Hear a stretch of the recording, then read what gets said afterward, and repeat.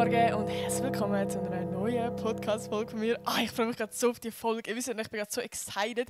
Ich habe jetzt gerade noch nie so schnell meinen Laptop und meine Kamera da hergestellt, weil also ich habe jetzt gerade vorher mir so ein bisschen brainstormt, was ich alles in diesem Podcast will sagen, so ein bisschen Gedanken gemacht. Ich bin gerade so viel im Thema und gerade so im Hype, um euch das alles zu erzählen. Ich wollte eigentlich noch so gut duschen gehen, mich schminken. Ich habe gedacht, scheiß drauf, Alter. Ich hocke da vor der Kamera. Drum, let's go. Also, ich bin richtig hyped. Und erstmal, merci vielmals zu der letzten Podcast-Folge. Die ist so gut angekommen. Also die mit den 4 Girls, nein, mit den 3 Girls. Digga, wieso mache ich überall den Fehler? Schon zum 3. Mal jetzt im YouTube-Videos habe ich es schon falsch gesagt. Scheißegal. Auf jeden Fall, die letzte Podcast-Folge ist übel gut bei euch angekommen und ich habe mega viele Nachrichten bekommen. Also wirklich, mir hat das alles so gefreut, wenn so ein Gruppenchat wird. Und dort schicken wir so einen Screenshot rein von so herzigen Nachrichten und alle immer so, ja, wir sind so gegenseitig am Aufhypen. Darum wirklich, wir haben alle mega Freude gehabt, dass, dass allgemein die ganze Content so gut ankommt und so. Darum, maybe kommt sicher wieder mal eine Podcast-Folge zu 4. oder sonst einfach so, vielleicht ein Einzel mit den Girls oder whatever. So. Also es ist richtig, hat uns sehr gefreut. Für die gerade das Video schauen, sehen wir, dass ich brün geworden bin. Vielleicht sieht man es absolut nicht. Aber ich bin gerade 8 Tage lang in Lissabon mit dem Can. Es ist sehr schön gewesen. Und das ist also ein bisschen... ich kann nicht reden. Excuse. Das war also ein bisschen der Grund gewesen, warum ich auf die Idee gekommen bin bei dieser Podcast-Folge. Und zwar eben, also für die vielleicht... Ich muss es immer wieder sagen, es gibt Leute, die mich jetzt sonst auf Social Media nicht verfolgen. Der Can ist mein Boyfriend seit 4,5 Jahren. Also ein bisschen mehr als 4,5 Jahre, ich weiß es gar nicht. Ja, scheißegal. Auf jeden Fall ungefähr 4,5 Jahre sind wir zusammen. Und es ist meine längste Beziehung bis jetzt. Also ich habe... mit meiner ersten Beziehung bin ich 2 Jahre zusammen gewesen. Ja, wie alt bin ich? 13 bis 15. Ich würde schon sagen, es war eine echte Beziehung gewesen, aber ja, in dem Sinne schon mal ein bisschen was anderes als jetzt wirklich so die Beziehung mit dem Can. Ich glaube, es ist so, ja, auf jeden Fall schon mal ein bisschen was anderes. Und zwischen diesen 2 Beziehungen habe ich so ein bisschen, ich würde nicht sagen Beziehungen, aber so ein bisschen Dating-Moments gehabt oder so ein bisschen Dating-Phasen, aber jetzt nie so eine richtige Beziehung, würde ich so sagen. Würde ich jetzt mal so betiteln. Aber auf jeden Fall, ich würde gerade sagen, mit dem Can in der Beziehung habe ich sehr viel dazu gelernt. Und I don't know, ich sehe manchmal also TikToks von Leuten, die so von ihren Sachen erzählen, was sie so dazu gelernt haben und so. Und ich finde das manchmal mega spannend. Oder wenn kann ich da manchmal mit Friends von mir, die auch in einer Beziehung sind, über Beziehung reden und so. Und ich habe das Gefühl, man lernt immer so ein bisschen was dazu und ich finde es selber mega spannend und ich dachte, das wäre vielleicht auch für die einen oder anderen, gerade die vielleicht auch in einer Beziehung sind, spannend, um das zu hören. Und falls sie nicht in einer Beziehung sind, scheißegal, es ist vielleicht auch gleich spannend. Vielleicht sind wir irgendwann mal in einer Beziehung und dann könnt ihr, keine Ahnung, ist auch egal, was ihr mit dem Ganzen anfangen. Ich will überhaupt nicht sagen, dass ich jetzt da irgendwie alles gelernt habe in der Beziehung und jetzt die perfekte Beziehung habe, sondern es geht wirklich vor allem darum, was ich persönlich gelernt habe. Und das kann voll sein, dass das für euch vielleicht gar nicht stimmt oder dass ihr das anders seht oder whatever, sondern es ist wirklich so eine persönliche Erfahrung von mir und voll. Ich bin irgendwie richtig excited, um so ein bisschen mit euch über meine Beziehung zu tagen, weil irgendwie... Hat es schon mal eine Podcast-Folge gegeben? Ich habe das Gefühl, wenn, dann habe ich immer so ein bisschen über die Vergangenheit geredet. Ja, so meine erste Beziehung habe ich geredet und meine erste Liebe und bla bla. Aber so richtig über meine jetzige Beziehung und eben, was ich alles daraus gelernt habe, habe ich glaube ich noch nie wirklich geredet. Ja, ich glaube, ich fange einfach mal an. Ich bin schon wieder viel zu viel am Labern. Aber ich habe da wieder meine gute alte Liste gemacht. Für die das Video nicht schauen, gehört die Liste. Ich weiß nicht, ich liebe das irgendwie auf meinem Blog. Können wir mal kurz darüber reden? Es gibt doch die Menschen, die machen lieber alles digital. Ich bin ein Mensch, ich muss alles auf Papier haben. Also ich will am liebsten eigentlich auch noch so eine alte Agenda haben. Ich habe keinen Bock, die nicht mehr mitschleppen, weil ich habe immer so kleine Täschchen und das lohnt sich nicht. Darum mache ich es gleich im Handy. Aber ich würde gerne. Aber egal. Also, ich habe so ein paar Punkte aufgeschrieben und ich glaube, ich fange einfach mal an. Also ich muss es gerade mal schauen. Der erste Punkt ist, wenn dich etwas stört, besprich es mit ihm und nicht mit deinen Friends. Und das ist ein Punkt, wo vielleicht für die einen irgendwie obvious ist, für die anderen auch nicht, aber ich habe das auf jeden Fall irgendwie mega dazu gelernt. Und ich will sagen, dass es ein allgemeines Ding ist, nicht mal nur in der Beziehung. Das sind vielleicht allgemein die einen Punkte, kann man auch wirklich auf Freundschaften beziehen oder vielleicht auf allgemeine Beziehungen mit den Eltern, whatever so. Und das ist ein Punkt, den ich mega gelernt habe. Ich weiß nicht, eigentlich irgendwie auch logisch, aber ich habe das Gefühl, wenn du so ein bisschen jünger bist oder jugendlich, dann ist es vielleicht normaler, dass du, gerade wenn du also ich sage es mal so, wenn du ein Problem hast mit einer Person, ich gehe jetzt mal wirklich auf Beziehung ein, dass wenn dein Partner oder deine Partnerin, dass du eine Streitphase hast oder dich etwas stört an ihm, ihre, ich sage jetzt einfach ihm in dieser Podcast-Folge, ich hoffe, das ist okay, weil ich glaube, es ist sonst ein bisschen anstrengend, immer ihm, ihre sagen, aber natürlich ist das auf jede Person bezogen, egal mit wem wir in der Beziehung sind, ich rede jetzt einfach von ihm, weil ich obviously einen Freund habe, aber auf jeden Fall, wenn dich etwas bei ihm stört, dann habe ich, also wenn mich etwas beim Can gestört hat oder wenn, ja, wenn mich etwas verletzt hat, wenn ich irgendwie enttäuscht bin worden von ihm, dann habe ich das immer zuerst mit anderen Menschen besprochen, mit Friends, Family. Aber ich bin nicht auf die Idee gekommen, um direkt zu ihm zu gehen und zu sagen, hey, das hat mich irgendwie mega verletzt oder das hat mich mega gestört. Sondern ich habe das immer mit anderen besprochen und ich habe gemerkt, das zerstört die Beziehung so fest, weil erstens mal gerade Friends, die jetzt nicht so close sind oder vielleicht gerade wenn du jünger bist, dann ja, so obviously, die haben ja auch nicht so viel Erfahrung, also ist ja ganz normal, ich habe selber auch nicht so viel Erfahrung gehabt, dann ist es zuerst mal, dass du als Friend oder vielleicht auch als Eltern so wie dir zustimmst, oder sie dir zustimmen und gar nicht unbedingt seine Sicht irgendwie überlegen, sondern dann habe ich irgendwie ein Problem gehabt, oder etwas hat mich gestört oder ich habe mich verletzt gefühlt und habe dann immer noch den Zuspruch von anderen bekommen, von «Oh mein Gott, ja stimmt, was hat er da gemacht? Das ist ja mega assi.» Und ich habe dann mehr den Zuspruch bekommen, dass er wirklich etwas Böses gemacht hat und dass ich dann voll die Haltung hatte und das gar nicht mit ihm besprochen habe. Und gerade das ist zum Beispiel ein riesiger Punkt, den ich lernen musste, weil ich sage das jedem Podcast-Folge mit dem Hurenbecher, aber ich erkläre es jetzt gleich nochmal. Wenn du etwas nicht ansprichst in einer Beziehung, in einer Freundschaft, whatever, wo dich wirklich beschäftigt und du merkst, mit jedem kleinen Mal, wo wieder etwas so in die Richtung passiert, füllt sich dein Becher immer mehr, bis es irgendwann überläuft und dann explodierst du. Dann eben, explodierst du.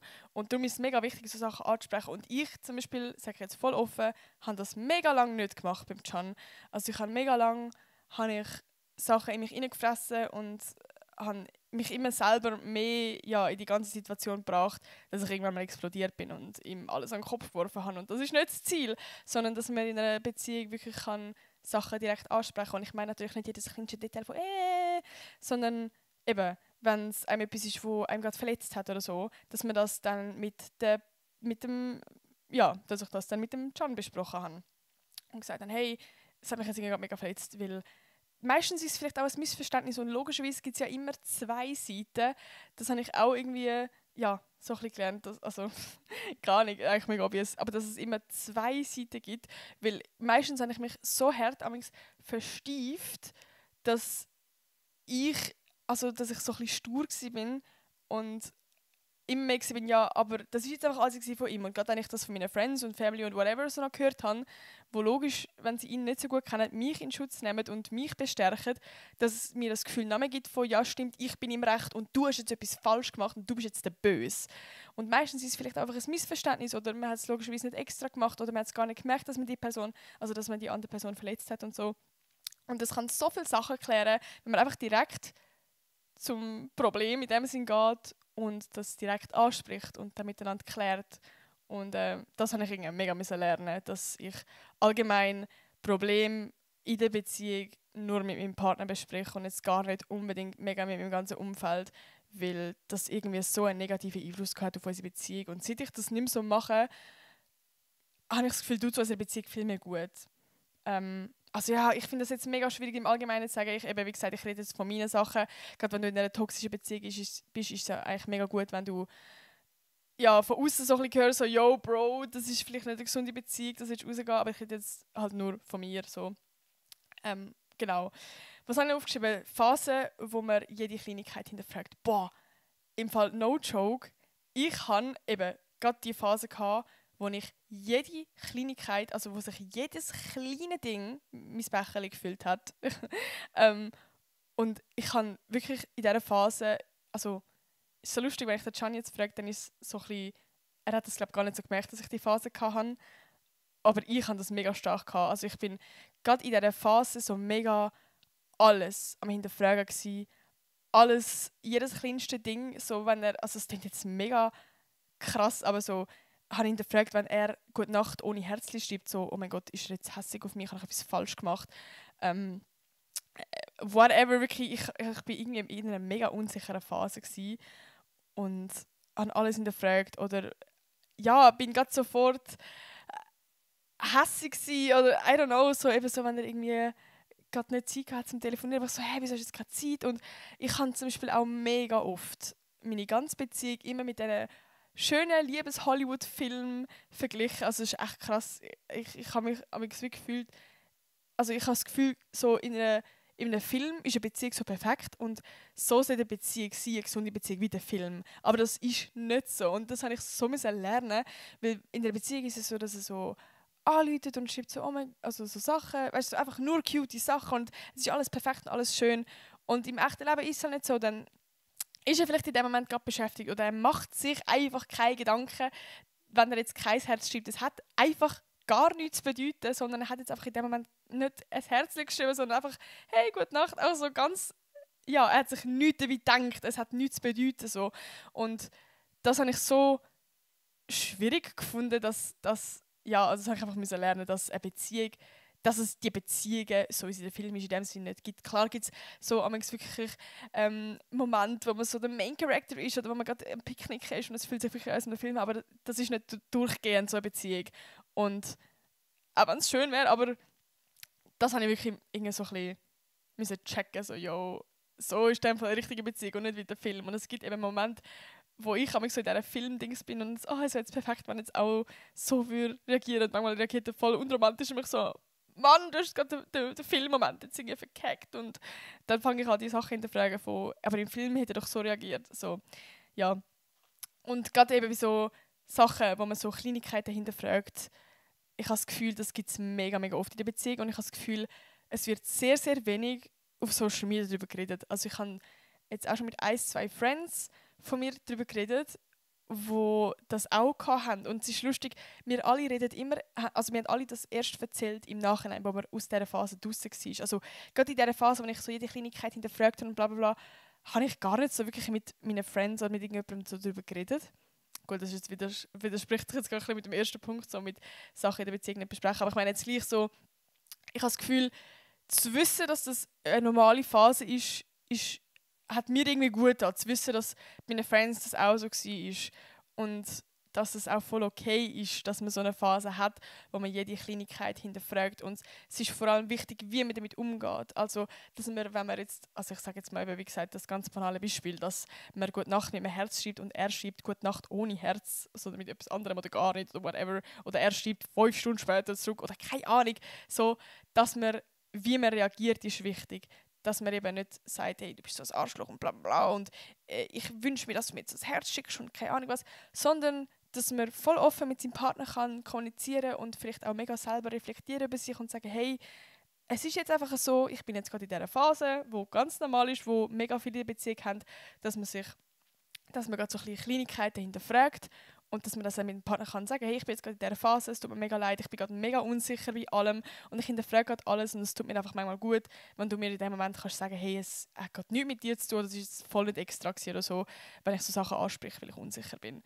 Und eben, dass man so Sachen anspricht und nicht so, hey, wieso hast du jetzt kein Herz geschickt, was bedeutet das jetzt? Weil ich habe das Gefühl, eben gerade für den Partner ist es dann irgendwie schwierig, so zu reflektieren, wieso ist es jetzt so, ich habe das ja gar nicht so gemeint. Voll, dass man nicht die Schuld in dem Sinn ihm gibt, weil ich bin in dem Sinn das Problem war, dass ich wirklich alles hinterfragt habe, ohne Grund, was wirklich nichts bedeuten hat. Genau, das hat mir so ein bisschen was gebracht, dann, wo ich so ein bisschen gemerkt habe, ich kann einfach sagen, hey, ich bin jetzt gerade in dieser Phase, mir hilft es, wenn ich kann ansprechen kann, hey, irgendwie bin ich gerade jetzt voll unsicher, ist da etwas wegen dem Herzli, dass du mir dann kannst sagen, hey, nein, alles gut und dann kann ich dir das glauben und dann bin ich auch beruhigt. So, das hat mir mega geholfen. Allgemein der Punkt direkt über Gefühle reden, das ist einer von den riesigen Punkten, wo ich gelernt habe mit dem Can. Er hat mir das so ein bisschen beigebracht. Ich weiß nicht, ob er so ein bisschen, also er ist glaube allgemein so ein bisschen aufgewachsen, dass man wirklich direkt über Gefühle kann reden und das habe ich mega von ihm auch gelernt. Und kann ich jetzt eben allgemein so ein bisschen anwenden eben in unserer Beziehung und auch sonst in Freundschaft, in der Family, so überall, so, dass man direkt Gefühl deklariert. Also, keine Ahnung, oft hatte ich eine Situation, wo ich zum Beispiel so ein bisschen Aufmerksamkeit gebraucht habe oder so ein bisschen einfach Liebe oder irgendetwas und er war zum Beispiel gerade am Zocken gewesen, und dann bin ich zu ihm angelehnt und habe ihn umarmen und er ist dann aber irgendwie beschäftigt gewesen, und im ersten Moment war in meinem Kopf gewesen von, das Zocken ist ihm jetzt wichtiger als ich. Und weißt du, jetzt eben gerade wieder in dem Film, so in dem Film wäre es jetzt so voll cute, würde mich umarmen oder wir würden zusammen zocken, irgendwie so etwas. Und in diesem Moment bin ich dann immer gerade so enttäuscht gewesen. Und ich habe mega gelernt, wenn ich direkt kann sagen, was ich will. Ich gehe jetzt zum Can und sage, hey, ich brauche gerade Aufmerksamkeit, oder hey, ich brauche gerade eine Umarmung von dir, oder können wir schon 1 Minute knuddeln, oder so mega banal. Aber dass du direkt so sagst, oder eben, ich rede jetzt von mir, dass ich direkt so sage, was ich genau will. Und dann ist es wirklich viel einfacher, um einen Kompromiss zu machen, weil sonst ist er vielleicht auch so, ja, Alter, du siehst doch jetzt, ich bin gerade am Zocken, irgendwie so. Oder eben, er macht sich gar keine Gedanken, sondern er ist doch voll in seinem Zocker-Game oder whatever so. Und wenn ich direkt kann sagen, hey, ich kann schon 1 Minute knuddeln, dann sagt er vielleicht, ja, warte schnell, ich muss schnell das Game fertig zocken. Dann gibt er mir die Aufmerksamkeit und dann bin ich auch schon wieder glücklich. Und genauso sieht es aus mit negativen Sachen. Zum Beispiel, wenn ich gerade sauer auf mich bin, dann kann ich, dass ich dann in dem Moment sage, hey, ich bin jetzt gerade hässig, vielleicht musst du mich jetzt kurz in Ruhe lassen, das hat gerade wirklich nichts mit dir zu tun. Sondern es ist einfach bei mir, ich bin jetzt gerade hässig. Oder eben einfach direkt komplett sagen, was man gerade für das Gefühl hat, was man will. Weil ich habe irgendwie immer das Gefühl gehabt, ich bin gut in Kommunikation, weil ich kann sagen, wenn ich irgendwie traurig bin oder was gerade in meinem Kopf abgeht. Aber dass ich wirklich so direkt kann kommunizieren, was ich exakt will, was ich exakt fühle, das habe ich irgendwie so ein bisschen gelernt. Und das kann so viel Konflikt verhindern, wenn man einfach direkt auf einem zugeht. Und es ist vielleicht am Anfang so ein bisschen weird, wenn man sagt, hey, kann ich kurz Aufmerksamkeit haben, aber es ist ja auch für den Partner aber auch so viel einfacher, um dann die Situation zu verstehen. So, okay, sie will jetzt gerade Aufmerksamkeit oder ja, einfach so direkt Gefühl, oder wie sagt man, Sachen, die man will oder die man sich wünscht, in dem Moment ansprechen. Genau. Und zusätzlich, was ich auch noch so ein bisschen gelernt habe, wenn jetzt gerade zum Beispiel ein Konflikt ist, dass man Ich-Botschaften sagt und nicht Du-Botschaften.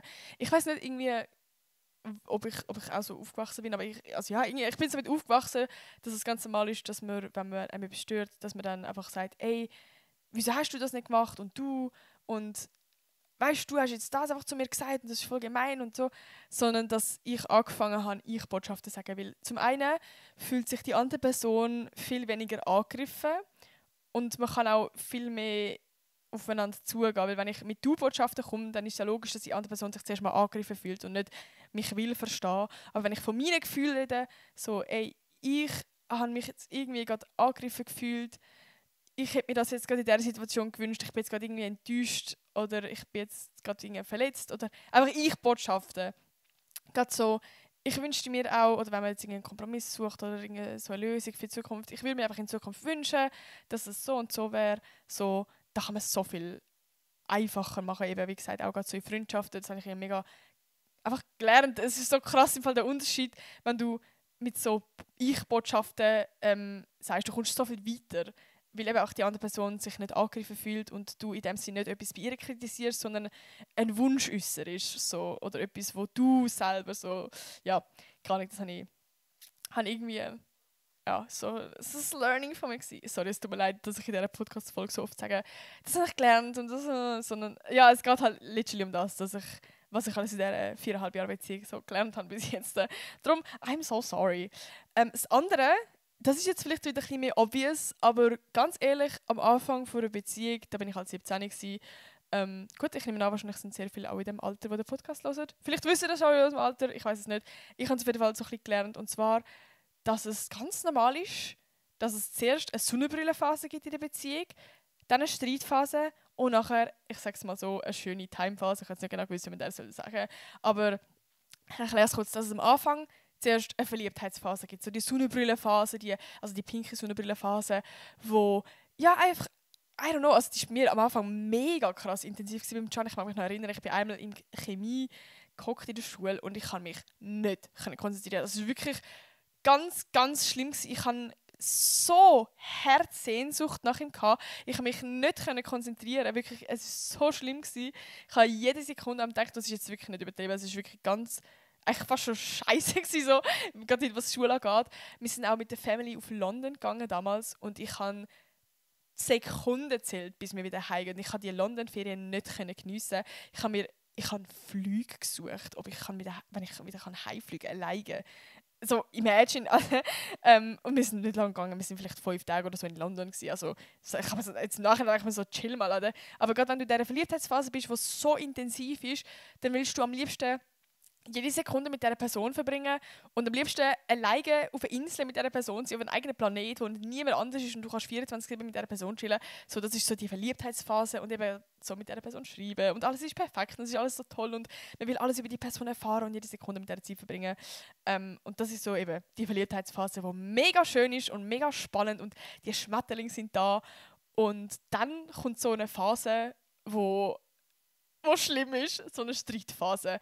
Und ich habe das Gefühl, das ist jetzt vielleicht ein bisschen, I don't know, ob das so ein bisschen, ja, gerade ein bisschen kritische Aussage ist, aber ich habe das Gefühl, gerade bei dieser Streitheitsphase ist der Grund, warum die meisten Beziehungen scheitern, weil sie das Gefühl haben, in dieser Sonnenbrillenphase, in dieser Verliebtheitsphase, dass das Liebe ist. Und wenn man nachher streitet, dass es dann ist, okay, ja, in dem Fall passen wir doch nicht zusammen, wir streiten ja die ganze Zeit und ich würde jetzt sicher jemanden finden, wo man nicht streiten würde. Und ich finde das so schade, weil ich finde, klar, die Verliebtheitsphase ist schön, aber was nach dieser Streitphase kommt, ist so viel mehr wert. Also, I don't know, wenn ich mir jetzt gerade überlege, ich hätte so keinen Bock, wieder jemand Neues kennenlernen.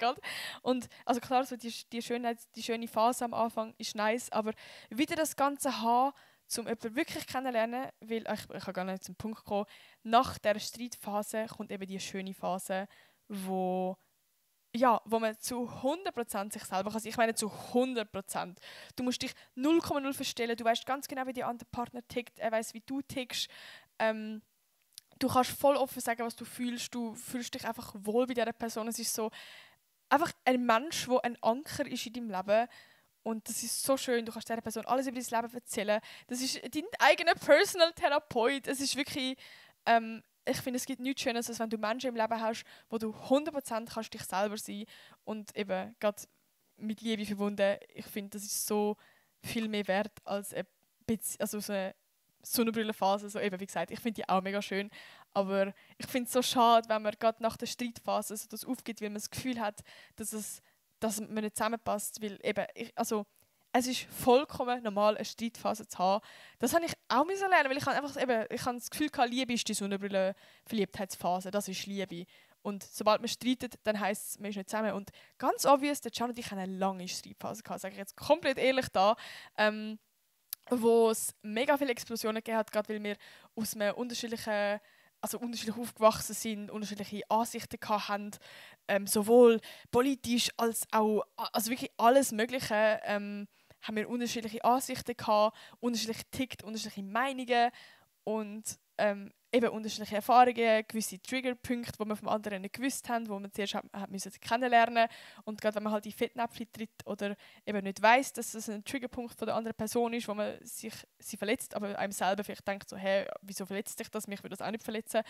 Das sind alles Sachen, die man in dieser Streitphase lernt und darum ist die Streitphase so wichtig auch und in dem Sinn finde ich es schade, dass sie halt so in der Gesellschaft in dem Sinn so als negativ ist, weil klar, es ist eine mega schwierige Phase, aber ich glaube, gerade wenn man in der Beziehung das so sieht, als hey, das ist jetzt eine Phase, das ist jetzt komplett normal, das gibt es in jeder Beziehung. Und nachher kommt die schöne Phase. Es ist jetzt einfach wichtig, dass wir in dieser Phase zusammenstehen und ja, in dem Sinn zusammen diese Phase bekämpfen. Weil eben, wie gesagt, es ist eine mega wichtige Phase, weil man muss sich ja irgendwann so ein bisschen näher kennenlernen, weil zuerst sieht man halt all die schönen Sachen an dieser Person und dann kommt halt eben, wie gesagt, die Phase, wo man auch mal die negativen Sachen sieht, wo man auch mal die Seite sieht, wo die Person hässig wird, weil man halt einfach so ein bisschen, also weil einfach so ein bisschen eine Wand fällt, dass man immer mehr sich selber kann sein kann. Weil am Anfang möchtest du ja vielleicht auch so ein bisschen perfekt wirken und jetzt nicht gerade irgendwie, keine Ahnung, so Sachen kritisieren an der Person oder sagen, dass ihm das so ein bisschen verletzt hat. So. Und irgendwann kommst du halt in die Phase, wo du das mehr kannst sagen. Und das ist ja mega wichtig. Darum, es ist voll okay, wenn ihr vielleicht gerade in einer Streitphase sind oder in einer Streitphase kommt. Ich finde, es ist wirklich wichtig, weil dann lernt man sich wirklich kennen Und nachher kann ich euch versprechen, ich habe wirklich gedacht, ich würde die Streitphase, die geht nie vorbei. Aber ich kann euch versprechen, die Streitphase geht vorbei. Also jetzt vorausgesetzt, sie sind nicht komplett in einer toxischen Beziehung. Das ist jetzt allgemein halt so ein Ding, wo ich kann es jetzt nicht verallgemeinern, so, aber ich würde mal sagen, in einer gesunden Beziehung ist es auch normal, eine Streitphase zu haben und eben, wie gesagt, auch mega wichtig. So. Weil dann könnt ihr euch richtig kennenlernen und nachher kommt eben, wie gesagt, die schöne Phase. Ihr könnt, ja, es ist fast so ein bisschen, wie soll ich sagen, so eine Ehephase. Oder vielleicht nicht mal eine Phase. Und es kann auch sein, dass es wieder eine Streitphase gibt, das will ich auch normal sagen. Also es kann auch sein, so jetzt sind der Can und ich gerade wirklich in dieser schönen Timephase, wo wir wirklich selten streiten. Und wenn, wir wissen zum Beispiel auch jetzt, wie wir mit einer Streitsituation umgehen. Also wenn wir mal streiten, dann sind wir so, hey, also keine Ahnung, wir sind jetzt gerade beide hässig, wenn wir schnell beide in einen separaten Raum gehen, schnell runterkommen und das nochmal besprechen. Einfach, keine Ahnung, wir wissen ganz genau, wie die andere Person tickt, was sie hässig macht, wie wir in dieser Situation umgehen. Und darum können wir auch Streit viel mehr vermeiden. Und eben, weil wir halt beide auch sehr viel dazu gelernt haben, wie wir kommunizieren zusammen und so. Und es braucht halt in dem Sinne die Streitphase, um eine schöne Phase danach zu haben, auch wenn es schwierig ist. So. Ja, genau. Und gerade zum Beispiel in dieser Streitphase habe ich auch gelernt, also ich habe wirklich gerade in dieser Streitphase ich glaube sehr viel gelernt, halt eben, weil ich sehr viel gelernt habe, wie wir zusammen harmonieren können und wie wir mit Streit umgehen und etc. So. Und ich glaube, ich habe das schon ein bisschen angesprochen, aber dass es mega wichtig ist, auch die andere Sicht zu verstehen. Ich glaube, ich bin so ein bisschen ein, ja, wie sagt man, so ein bisschen ein sturer Mensch. Und gerade früher bin ich halt, eben gerade weil ich es mit anderen Leuten noch besprochen habe, habe ich sehr auf meiner Meinung beharrt von ich bin jetzt, blöd gesagt, die Arm und du hast jetzt etwas falsch gemacht.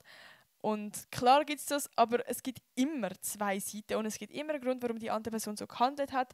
Und es ist mega wichtig, dass man sich in der Beziehung entschuldigt, aber es braucht halt, blöd gesagt, immer zwei. Und es braucht auch, wenn du in dem Moment vielleicht das Gefühl hast, dass du jetzt gerade, blöd gesagt, das Opfer bist oder gerade eben er jetzt irgendetwas falsch gemacht hat, dann braucht es auch von mir auch die Initiative von hey, ich muss jetzt gerade wirklich auch seine Sicht probieren zu verstehen. Das ist bei beiden Partnern natürlich wichtig. Es funktioniert nicht, wenn nur jemand an die eine Sicht denkt. Aber es ist mega wichtig, allgemein bei Streitphasen, dass man nicht einfach jetzt ist von hey, du bist jetzt der Böse und ich bin jetzt arm, sondern dass man wirklich mega ernst probiert, die andere Situation zu verstehen. Hey, was könnte jetzt das Problem sein? Warum hat er jetzt echt so reagiert? Bin vielleicht gar nicht ich der Auslöser, sondern ist er sonst schon hässig? Habe ich jetzt irgendwie einen Punkt von ihm gerade getriggert, wo er, weiß auch nicht, wir haben alle unsere Stories, unser Päckchen zu tragen von unserer Vergangenheit, von unserer Kindheit und manchmal gibt es einfach Punkte, die einem vielleicht so ein bisschen triggern, wo man halt eben, wie gesagt, von der anderen Person nicht weiss und darum vielleicht auch gar nicht kann verstehen, warum die andere Person jetzt so reagiert und ja. Und eben, was ich auch so ein bisschen gelernt habe, ist, ich habe immer so ein bisschen die Situation dann mit mir verglichen, aber ich hätte ja anders so reagiert. Und eben, das ist gerade bei den Triggerpunkten so, manchmal hat vielleicht ein Can, dann ist er hässlich bei etwas oder stört ihn etwas, wo mich nicht stören würde, aber wir ticken einfach, wir sind nicht die gleichen Menschen und das ist ja voll okay, aber es geht darum, dass man sich kennenlernt und dass ich für die Zukunft weiss, okay, das ist jetzt vielleicht ein Punkt, wo er sich wünscht, dass ich so und so mich verhalte, dass ich da vielleicht ein bisschen aufpasse. Ich habe zum Beispiel auch gesagt, bei ihm habe ich mal so äußern, dass ich gerade zum Beispiel aufgrund von Mobbing, dass man mir früher mega oft gesagt hat, so die Wörter immer und alle, so zum Beispiel so, du sagst immer das und das oder keine Ahnung, und gerade bei Mobbing habe ich das mega, mega oft gehört und das ist mir ein krasser Triggerpunkt, wenn jemand so einen Satz macht von weißt du, du verhaltest dich immer so und gerade wenn ein Can halt etwas bei mir zu kritisieren hat, wo so ein Satz gefallen ist, dann bin ich komplett auch aggressiv geworden und er hat dann gar nicht verstanden, so, warum ich jetzt so nicht, also weißt, warum ich jetzt gerade so reagiere, weil er ist so gewesen, hey, ich würde eigentlich mega gerne etwas äußern, was mich gerade an dir stört, wieso kannst du nicht auf das eingehen und dann habe ich irgendwann mal selber müssen reflektieren, so hey, das liegt jetzt gerade an mir, dass jetzt gerade das ein Triggerpunkt bei mir ist und jetzt in Zukunft passt er natürlich immer wieder auf und jetzt ist es gerade so fast funny, wenn er jetzt so aus Versehen so einen Satz sagt, dann kann ich auch sagen, hey, das ist gerade wieder so ein Triggerpunkt und dann ist es blöd gesagt, wenn wir so einen Streit haben, in dem Moment gerade so ein bisschen, oh ja, I'm sorry, weißt du, so ein bisschen, ja, ich kann es gerade ein bisschen etwas lockern. Voll. Und allgemein so ein bisschen im Streit ich merke gerade, das ist voll die streitbelastende Phase. Aber es ist halt literally so, dass ich gerade in dieser Phase wirklich sehr viel gelernt habe, was Beziehungen angeht oder was in meiner Beziehung so angeht. Aber dass manchmal auch ein Streit etwas kann auslösen kann, oder gerade zum Beispiel, wenn der Can hässig ist, dass vielleicht gar nicht immer ich die Schuld bin, weil ich halt immer gerade schnell etwas suche, hey, was habe ich jetzt falsch gemacht, oder so, wenn er jetzt irgendwie auf etwas allergisch reagiert von einer Aussage von mir, und ich bin so, hä? Normalerweise reagiert er jetzt nicht gerade so, oder wieso triggert ihn jetzt gerade das so, dass ich früher immer zuerst gar bin, also mich auch halt angegriffen gefühlt habe, so, Bro, wie redest du mit mir? So, sondern dass vielleicht gar nicht unbedingt ich oder das, was ich jetzt falsch gemacht habe, der Auslöser war. Ich mache jetzt ein banales Beispiel schnell. Was soll ich sagen? Keine Ahnung, irgendwie, ich bin an Musik laufen lassen und dann habe ich die Musik ein bisschen lauter gestellt und er so, Bro, Alter, wieso stellst du die Musik so leise? Das ist jetzt nicht passiert, aber ich mache jetzt einfach ein Beispiel so, keine Ahnung, du siehst doch, dass ich jetzt aber ich gerade am Konzentrieren bin, irgendwie so etwas. Und dann war ich im ersten Moment immer von, Alter, was schnauzt du mich gerade so an? Ich will nur meine Musik gerade lauter machen. Ich habe jetzt nicht mal gecheckt, dass du gerade konzentriert bist, irgendwie so. Sondern, dass ich jetzt so ein bisschen gelernt habe, hey, vielleicht ist das jetzt gerade nicht der Grund, warum er gerade so reagiert, sondern es hat meistens ist ein bisschen etwas tiefgründiges, warum er jetzt gerade hässig ist. Und das ist mega oft gerade im Alltag so.